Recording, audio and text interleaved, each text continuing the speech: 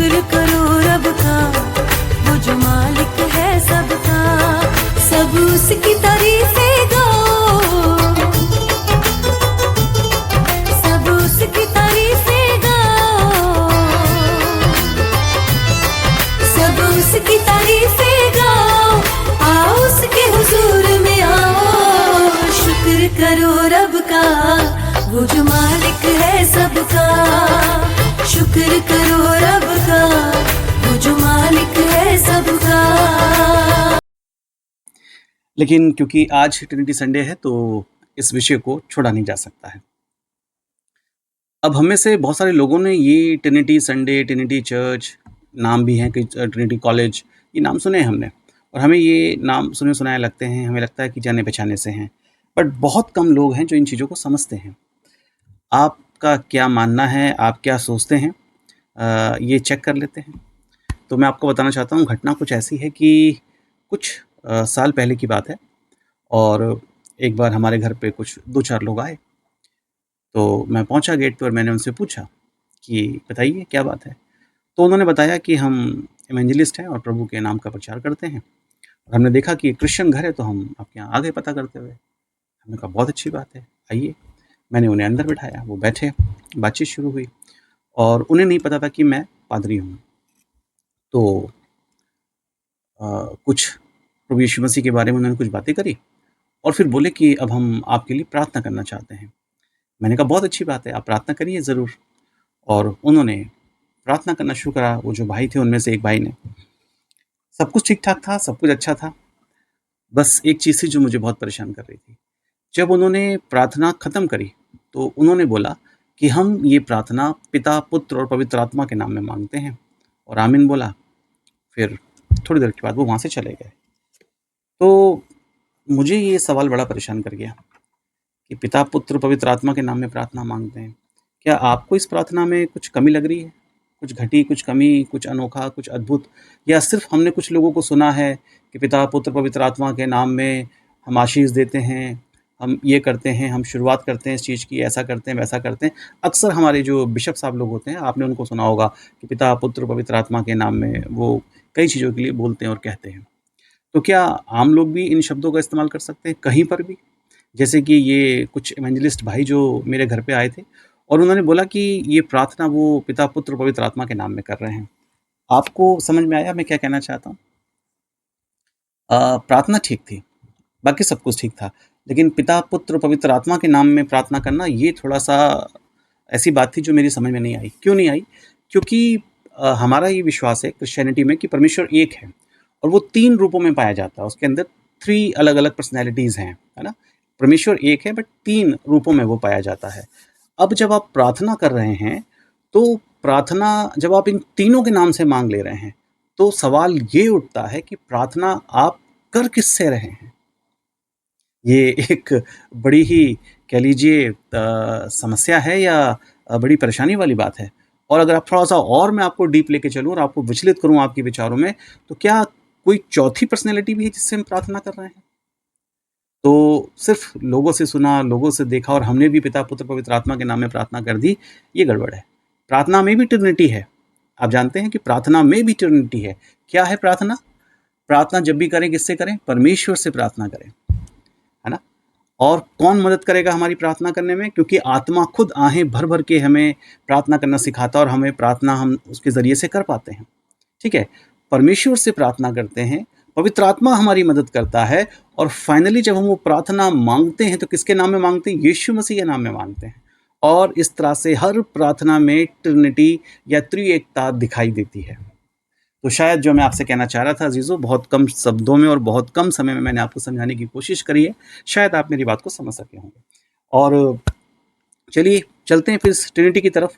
अगर आप पुराने नियम में देखें तो वहाँ पे आप पाएंगे जो व्यवस्था विवरण पुस्तक है, अध्याय 6 और पद संख्या 4, या कह लीजिए Deuteronomy, the book of Deuteronomy और चैप्टर 6 वर्स 4, वहाँ पे लिखा हुआ है कि हे इज़राइल सुन, यहोवा हमारा परमेश्वर है, और क्या कहते हैं, यहोवा ही एकमात्र परमेश्वर है। अब इनको पढ़ने से तो ऐसा लगता है कि परमेश्वर एक है और इसके अलावा कुछ भी नहीं है। लेकिन अगर आप बाइबल में बाकी जगहों पे देखेंगे तो आपको लगेगा कि परमेश्वर 3 अलग-अलग पर्सनैलिटीज़ में हैं। आप में से बहुत सारे लोग ये भी कह सकते हैं कि पादरी साहब पूरी बाइबल में कहीं एक ट्रिनिटी या त्रिएकता शब्द नहीं है। बिल्कुल सही कह रहे हैं आप। पूरी बाइबल में कहीं ये ट्रिनिटी वर्ड नहीं पाया जाता है। लेकिन बाइबल के शुरू से लेके आखिर तक आपको ट्रिनिटी दिखाई देगी। कैसे? मैं आपको दिखाता हूँ। और आज कोई पर्टिकुलर बाइबल रीडिंग नहीं ली है मैंने, पूरी बाइबल ही हमारे अध्ययन का विषय है ट्रिनिटी के लिए। क्योंकि सिर्फ किसी एक जगह से प्रीच कर देना वो अपने आप में मेरे ख्याल से पर्याप्त नहीं होगा ट्रिनिटी के लिए। तो कैसे कह सकते हैं कि बेशक परमेश्वर एक है, लेकिन वो 3 अलग-अलग रूपों में दिखाई देता है। One God with 3 different personalities, जिसे हम पिता, पुत्र, पवित्र आत्मा के नाम से जानते हैं। एक परमेश्वर है, परमेश्वर एक ही है, लेकिन उसके अंदर 3 पर्सनैलिटीज़ हैं। जब आप उत्पत्ति में क्रिएशन स्टोरी देखते हैं, तो वहाँ पे अगर आप देखेंगे जेनेसिस 1:26 में, तो वहाँ पे लिखा है कि आओ हम सृष्टि की रचना करें। वहाँ पे प्लूरल वर्ड यूज़ हुआ है, वी इस्तेमाल हुआ है। और अगर आप उसके अलावा भी कई जगहों पे देखें तो आपको ये चीज़ें दिखाई देंगी नए नियम में भी। जिस समय प्रभु यीशु मसीह का बपतिस्मा होता है, वो तो बड़ा ही अद्भुत नज़ारा है ट्रिनिटी का। वहाँ पे क्या है कि जो पुत्र है वो पानी में खड़ा हुआ है, जिसका बपतिस्मा हो चुका है, और उसके ठीक ऊपर पवित्र आत्मा उतरी है कबूतर की नाई। ये जो दूसरी पर्सनैलिटी है परमेश्वर में या गॉड में, वो है पवित्र आत्मा। और तीसरा उसके ऊपर भी एक और पर्सनैलिटी है जो दिखाई तो नहीं पड़ रही है, पर आसपास जो लोग वहाँ पर हैं उन सबको सुनाई दे रहा है। क्या थी वो वाणी? वो परमेश्वर की वाणी थी कि ये मेरा प्रिय पुत्र है और मैं इससे अत्यंत प्रसन्न हूँ। मेरे ख्याल से शायद पूरी बाइबल में इससे ज़्यादा अच्छा उदाहरण ट्रिनिटी का कहीं और नहीं मिल सकता। बाकी जगह सिद्धांत, विचार और अलग अलग तरीक़ों से प्रकट करने की कोशिश की गई है, लेकिन सिर्फ ये एकमात्र ऐसी जगह जहाँ पे तीनों एक साथ दिखाई देते हैं। उनकी प्रेजेंस वहाँ पे दिखाई देती है। यीशु वहाँ पे परमेश्वर पिता है जिसकी वाणी सुनाई पड़ती है, परमेश्वर पवित्र आत्मा है जो प्रभु यीशु मसीह पे उस समय उतरा, और तीसरा परमेश्वर पुत्र है प्रभु यीशु मसीह जिनका बपतिस्मा हुआ। उसके बाद जो प्रभु यीशु मसीह ने ग्रेट कमीशन दिया, उसमें भी प्रभु यीशु मसीह ने कहा कि जाओ जाके सारे संसार के लोगों को ये शिक्षा दो, उन्हें शिष्य बनाओ और उन्हें पिता, पुत्र और पवित्र आत्मा के नाम में बपतिस्मा दो। हम में से हर एक वो जिसका बपतिस्मा हुआ है, वी बिलीव इन ट्रिनिटी। क्या है कि हम सब पिता, पुत्र और पवित्र आत्मा के नाम में बपतिस्मा प्राप्त किए हुए लोग हैं। और हर संडे को आप किसी भी चर्च में आराधना करने जाते हो, जब लास्ट में बेनेडिक्शन होता है तो वो भी ट्रिनिटी के बिना अधूरा है। ये संत पौलुस के द्वारा हमें दिया गया था, जो हमें मिलता है 2 कुरिन्थियों अध्याय 13 पद संख्या 14 में। क्या है वो?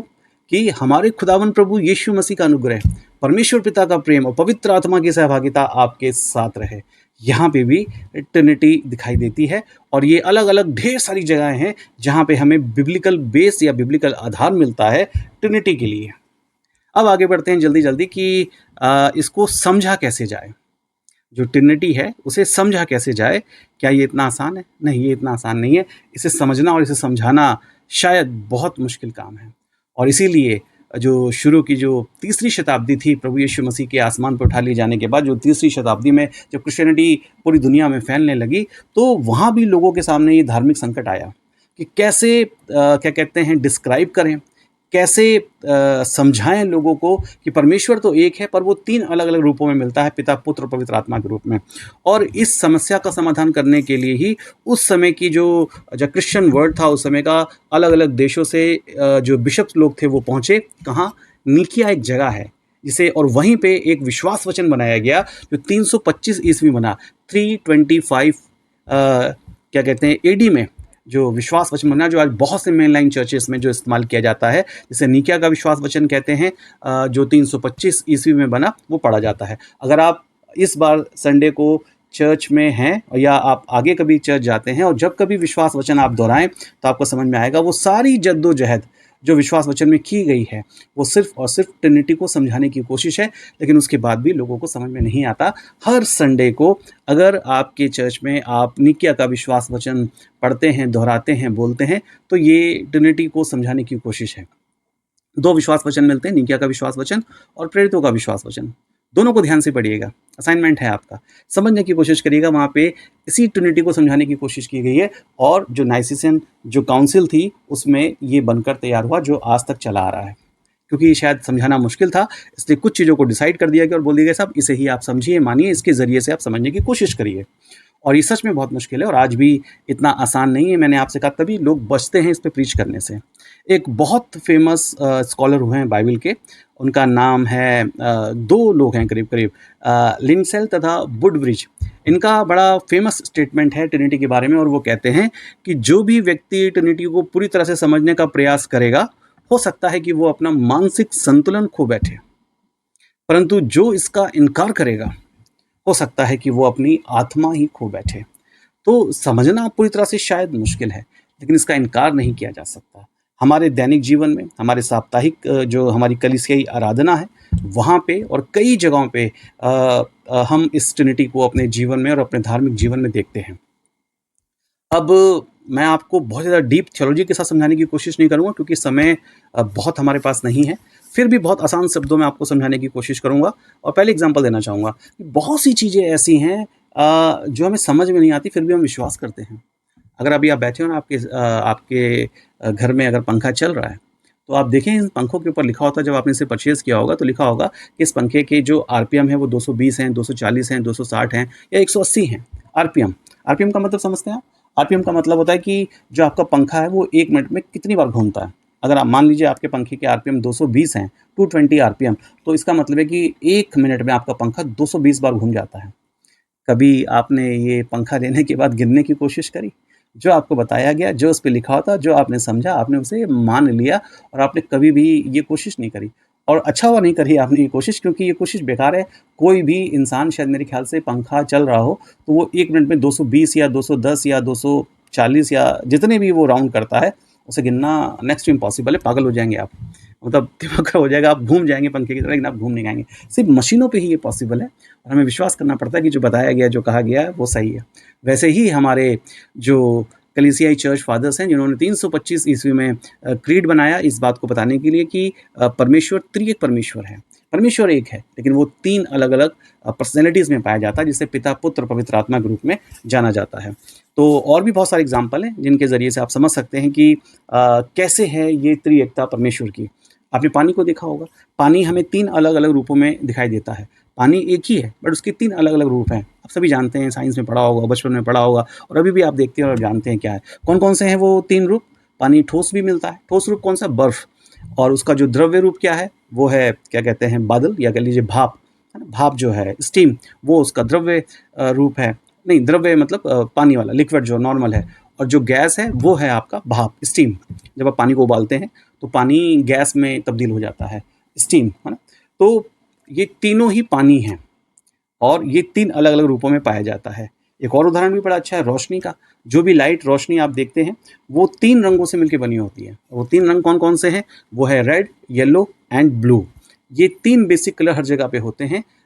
इसके बिना आपका कलर टीवी नहीं चल सकता, इसके बिना आपकी कलर फ़ोटोग्राफ़ी नहीं हो सकती। रोशनी में भी ये 3 कलर होते हैं, अगर ये 3 कलर ना हो तो बाकी सारे कलर नहीं बन सकते। ये 3 बेसिक कलर्स हैं जो बेहद ज़रूरी हैं, रेड, येलो, ब्लू। और इसे क्या कहते हैं? इन तीनों की कॉम्बिनेशन को हम कहते हैं रोशनी या लाइट। लाइट में 3 कलर्स होते हैं, 3 अलग-अलग कलर्स होते हैं, बट वो मिल के सब रोशनी और लाइट बन जाते हैं। सूरज भी उदाहरण बड़ा अच्छा हो सकता है। सूरज भी एक है, पर उसके भी अलग-अलग रूप हैं, है ना? एक से हमें ऊर्जा मिलती है, एक से हमें रोशनी मिलती है और एक से हमें एनर्जी मिलती है, ताकत मिलती है ना? तो सूरज भी इसका उदाहरण हो सकता है और भी ढेर सारे उदाहरण हो सकते हैं। तो ऐसे करके हम ट्रिनिटी को समझ सकते हैं। और इसके साथ-साथ ये भी बेहद ज़रूरी है, जो आपने शुरू में देखा होगा, जो आज का विषय था, मैंने आपसे कहा था कि जब हमने थोड़ा बहुत ट्रिनिटी को जान लिया, समझ लिया, तो क्या ये जो हमारी बाइबल में पिता, पुत्र, पवित्र आत्मा है और हम भारत देश में रहते हैं, हमारे देश में जो मैक्सिमम जो हमारे भाई लोग हैं, वो हिंदू धर्म में विश्वास करते हैं और हिंदू धर्म में 3 मुख्य देवता पाए जाते हैं या ईश्वर कह लीजिए पाए जाते हैं, जिन्हें कहा जाता है ब्रह्मा, विष्णु, महेश। तो जिन्हें त्रिदेव भी कहा जाता है। तो इसकी पीछे एक बड़ी अच्छी कहानी है। समय शायद थोड़ा-सा हमारे पास है। जब मैं फ़िलॉसफ़ी से एमए कर रहा था, तो जब मेरा वाइवा था, तो हमारे जो सर थे, जो वाइवा ले रहे थे, वो पांडे जी थे। तो उन्होंने मुझसे ये सवाल पूछा था कि ये जो आपकी जो ट्रिनिटी है, पिता, पुत्र, पवित्र आत्मा, और हमारे जो त्रिदेव हैं, ब्रह्मा, विष्णु, महेश, क्या ये एक जैसे हैं? तो इसका जवाब दीजिए। तो शायद उन्हें नहीं पता था कि मैं मतलब बिब्लिकल स्टूडेंट हूँ। तो उन्हें लगा कि शायद जानकारी नहीं होगी। तो मैंने उनको जो जवाब दिया था वो मैं आज आपको भी देना चाहता हूँ, क्योंकि ये अगर आपने ट्रिनिटी को थोड़ा बहुत समझ लिया है, जान लिया, तो ये सवाल ज़रूर आएगा आपके जीवन में कभी ना कभी कि क्या जैसे पिता, पुत्र, पवित्र आत्मा क्रिश्चियनिटी में है, वैसे ही हिंदुइज़्म में जो ब्रह्मा, विष्णु, महेश है, क्या वो तीनों सेम हैं? तो लगता तो है कि सेम है। एक जैसे लगते हैं, शब्द बड़े आस-पास हैं, त्रिएकत्व या ट्रिनिटी है ना? त्रिएकत्व वो परमेश्वर, और दूसरा है त्रिदेव, 3 देवता। तो लगते एक जैसे हैं पर ऐसा है नहीं। क्या कारण है जो अलग-अलग करते हैं?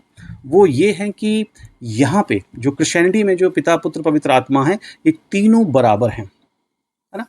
तीनों के तीनों बराबर हैं, कोई छोटा या बड़ा नहीं है, तीनों का स्थान बराबर है। अच्छा, बहुत से लोग समझते हैं कि साहब पुत्र छोटा होगा परमेश्वर से, इसलिए 325 में क्रीड बना, और वहाँ पे सबसे बड़ी बहस का विषय ये था, कभी ना कभी कोई ना कोई समय तो ऐसा रहा होगा जब पुत्र नहीं होगा, खाली पिता होगा। ये हम जो मानवीय दृष्टि से पिता पुत्र के रिलेशन को समझते हैं, तो हमारे लिए ये समस्या बहुत बड़ी, इसका कोई समाधान नहीं है। लेकिन अगर आप आत्मिक दृष्टि से या परमेश्वर की दृष्टि से देखते हैं, तो इससे पहले कि यीशु मसीह पुत्र मरियम से पैदा होते, इससे पहले कि पूरी दुनिया बनाई थी, सृष्टि बनाने से पहले भी जो पुत्र का अस्तित्व था, इसलिए क्रिएशन स्टोरी में तीनों का मतलब जो वहाँ पे हम शब्द इस्तेमाल हो कि आओ हम दुनिया को बनाएं, है ना? तो ऐसा नहीं है कि सिर्फ यीशु मसीह जब मरियम से पैदा हुए तो वो पुत्र पहले से था, बट वो पुत्र इस धरती पे आया और उसने मतलब धारण किया। तो क्या समझ में आता है कि ये तीनों बराबर हैं, कोई भी छोटा बड़ा नहीं है। लेकिन अगर आप हमारे ये त्रिदेव को देखेंगे, ब्रह्मा, विष्णु, महेश, तो इसमें आप पाएंगे कि कोई बड़ा है, कोई छोटा है, कोई मतलब ये बिल्कुल बराबर नहीं है। और ये तीनों बिल्कुल अलग अलग पर्सनैलिटीज़ हैं, बिल्कुल अलग अलग हैं, और बिल्कुल अपनी हर एक चीज़ के लिए बिल्कुल अलग से कह लीजिए कि स्वतंत्र हैं, या कह लीजिए बिल्कुल अलग यूनिट जैसी हैं। लेकिन क्रिश्चियनिटी में ये तीन जब मिलते हैं तभी परमेश्वर बनता है। इन तीनों का एक साथ होना ही परमेश्वर है। और ये तीनों जो हैं क्या कहते हैं दिखाई देते हैं हमें, और ये तीनों परमेश्वर का रूप है। इसके बिना परमेश्वर, यानी इन तीनों से मिलकर ही परमेश्वर बनता है। ये तीन जब हैं तभी परमेश्वर है, जिसे हम एक परमेश्वर कहते हैं, जिसे हम गॉड कहते हैं। उस गॉड में ये तीन पर्सनैलिटीज़ हैं। अब वहाँ पर भी तीन हैं, लेकिन ये तीनों जो हैं ये ईश्वर तो हैं, बट ये तीनों, जैसा मैंने आपसे कहा कि इनमें छोटा बड़े वाली चीज़ है कि कोई छोटा है कोई बड़ा है, बट इनके अलावा भी एक दिव्य अलौकिक शक्ति है जो इनसे भी ऊपर है, जो ब्रह्मा, विष्णु, महेश से भी ऊपर है। उस शक्ति का नाम है ब्रह्म, परम ब्रह्म शक्ति है। बट क्रिश्चियनिटी में ऐसा नहीं है, वहाँ पे ये तीनों जो हैं वो मिलके ही गॉड या ईश्वर हैं। इनसे ऊपर कुछ नहीं है, इनसे बाहर कुछ नहीं है। तो ये भी एक डिफरेंस है। और एक डिफरेंस और बड़ा अच्छा है कि जो हम त्रिदेव देखते हैं उसमें हम देखते हैं कि अलग अलग अवतार होते हैं। जैसे शंकर जी के अवतार हैं, जैसे विष्णु जी के बहुत सारे अवतार हैं, बट क्रिश्चियनिटी में ये नहीं है। क्रिश्चियनिटी में सिर्फ एक ही अवतार है, और अवतार नहीं कहेंगे इसे मेरे ख्याल से, अवतार से भी कहीं ज़्यादा अच्छा शब्द है इनकारनेशन, कि परमेश्वर का मनुष्य देह धारण करके इस धरती पे आना, मनुष्य बन के, दैट इज़ कॉल्ड इनकारनेशन। और इसे आप बोलेंगे नर तन धारण करना, है ना? ऐसे समझने की कोशिश करेंगे कि देह धारण करना, इसे बोलेंगे आप, ईश्वर का देह धारण करना। अवतार नहीं कह सकते, क्योंकि अवतार बहुत सारे होते हैं, अलग अलग होते हैं। और उसके अलावा आप जानते हैं अवतार के बारे में कि उनमें कुछ मायावी शक्तियाँ भी होती हैं। आपने कई बार सुना होगा कंस को और रावण को रामायण में, कंस को महाभारत में, कि वो कहते हैं उनके लिए कि इनके अंदर मायावी शक्तियाँ हैं। बट जो यहाँ पे ट्रिनिटी है, वहाँ पे ऐसी कोई मायावी शक्तियाँ नहीं है। हाँ, दिव्य शक्तियाँ ज़रूर हैं कुछ, जिससे वो काम करे जो केवल ईश्वर के लिए संभव है, जो प्रभु यीशु मसीह ने करे। तो ये है। और सबसे बड़ी बात कि देह धारण सिर्फ एक बार हुआ, बार बार नहीं होता। इसलिए प्रभु यीशु मसीह एक ही बार इस धरती पे मनुष्य बन के आए, और उसके बाद फिर वो वापस आसमान में उठा लिए गए।